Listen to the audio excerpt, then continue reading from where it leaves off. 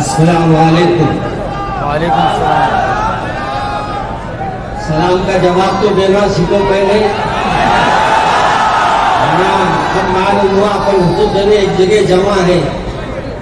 السلام علیکم. صلی اللہ رسول کریم. عزیزان محترم، آپ حضرات نے ماشاءاللہ بہت سی تقریریں سماعت فرما لی ہے اور جوش میں تو آ گئے، ورنہ ایسا معلوم ہو رہا تھا کہ پورے میدان میں سب بھوکے لوگ بیٹھے ہوئے تھے.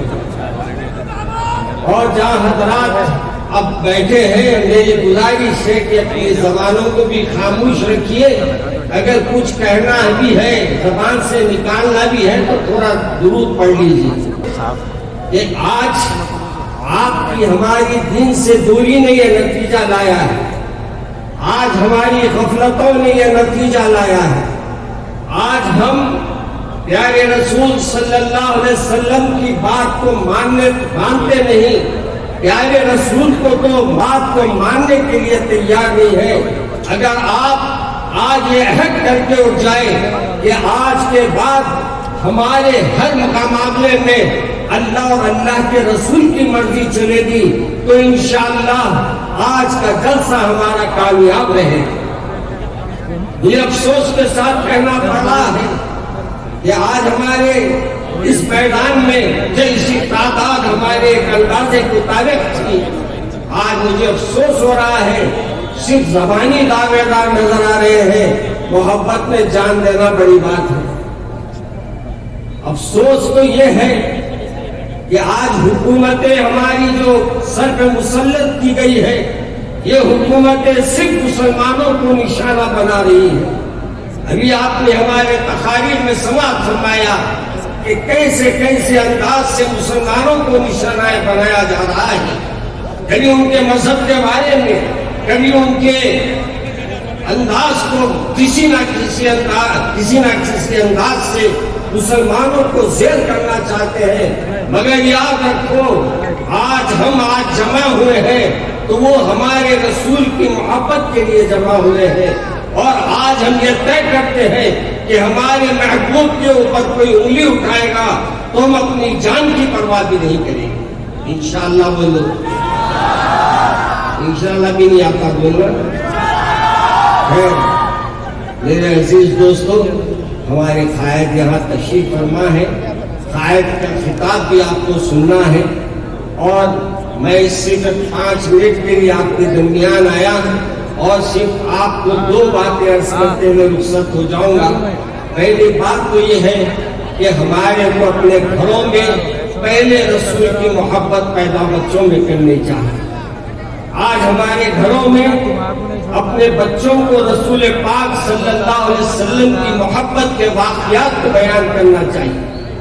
آپ کو ابھی آپ نے سماعت فرمایا کہ گود کے بچے کو لا کر ماں دے رہی ہے. کیا کہہ رہی ہے؟ میرے رسول، میں اپنی بچے کو لے آئی ہوں، اور آپ میرے بچے کو لے جائیے میدان جنگ میں، اور لے جا کر آپ کو جیسے استعمال کرنا ہے اس بچوں کو کیجیے. آج ہمارے بچوں کا ہم امتحان لیتے ہیں، اٹھتے ہیں تو 11 بجے اور نمازیں چھوڑتے ہیں تو ایسی چھوڑتے ہیں کہ نمازوں کی کو فکر ہی نہیں ہے، بلکہ ایسا سمجھ میں آتا کہ ان کے اوپر نماز ہی فرض نہیں ہے. میرے عزیز دوستو، میرے رسول سے محبت ہے آپ کو، تو آج یہ طے کر کے اٹھنا پڑے گا کہ میرے رسول سے محبت ہے تو میرے رسول کی محبت میں آپ کو اپنی نمازوں کی پابندی کرنا پڑے گا، قرآن کی تلاوت کرنا پڑے گا. آج مجھے حیرت ہوتی، آج کئی دنوں سے میرے پاس ایک میسج آ رہا ہے، اور میسج میں یہ ہے کہ ایک صاحب آتے ہیں کھانے کے واسطے، پیسے نہیں ہیں، وہ پیسے گم جاتے ہیں تو وہ قرآن پاک میں مصاحب رکھ کے چلے جاتے ہیں. کئی دنوں کے بعد آ کے وہ ان کے اوپر چوری کا الزام لگتا ہے، لیکن یہ آ کے کہتے ہیں بھائی میں تو آپ کے پیسے آپ کی قرآن میں رکھا تھا. آپ معلوم ہوتا ہے کہ 6 مہینے بھی قرآن نہیں کھلی. آج ہمارے گھروں میں کھل گئی قرآن. آج حکومت کو بتانا ہے میرے بھائی، ہم نام کے نہیں مسلمان، کام کے مسلمان. آج ہم کو یہ بتانا ہے کہ ہمارے رسول پہ ہم کو وقت آتا ہے تو ہم اپنی جان بھی دینے تیار ہیں۔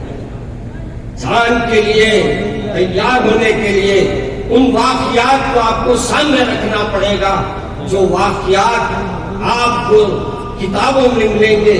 آج ہمارے پر حیرت ہوتی ہے کہ رسول مقبول صلی اللہ علیہ وسلم کے ساتھ میرے صحابہ کرام کا جان دینے کا انداز کیسے تھا۔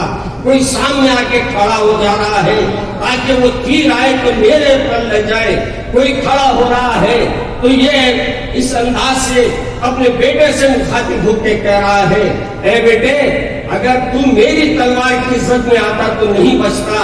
میرے عزیز دوستو، آپ بیٹے ہیں لیکن ابو بکر صدیق رضی اللہ تعالیٰ عنہ ہے، ایک طرف آپ کے صاحبزادے ہیں، ایک میرے ابو بکر صدیق سرکار کی طرف سے لڑ رہے ہیں، ایک قریش کی طرف سے لڑ رہے ہیں، لیکن جب لڑائی کا وقت آتا ہے ایک وقت کے بعد جب وہ اسلام میں داخل ہوتے ہیں تو اپنے ابا جان سے کہتے ہیں، ابا جان فلاں جنگ میں آپ میری تلوار کی زد میں آ گئے تھے لیکن میں نے آپ کو تلوار نہیں چلائی، اس لیے نہیں چلائی کہ آپ میرے ابا جان ہیں، آپ میرے والد ہیں، پیدا کرنے والے ہیں، میں نے اس لیے تلوار نہیں چلائی۔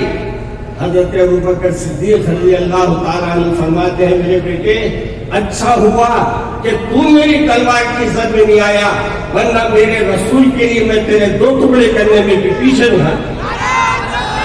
آج ہماری اولاد کو ہم ذرا غور کریں، کیا آج ہماری اولادوں میں یہ محبت ہے، ہم میں یہ محبت ہے، ہم میں یہ انداز زندگی ہے؟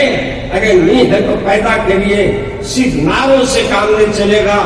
آج سے ہم کو انقلاب لانا ہے تو انقلاب لانے کے لیے سب سے پہلے ہمارے علماء کرام جو یہاں ماشاءاللہ اسٹیج پہ تشریف فرما ہے وہ آپ سے جو باتوں کو کہہ رہے ہیں اس پہ غور کیجئے۔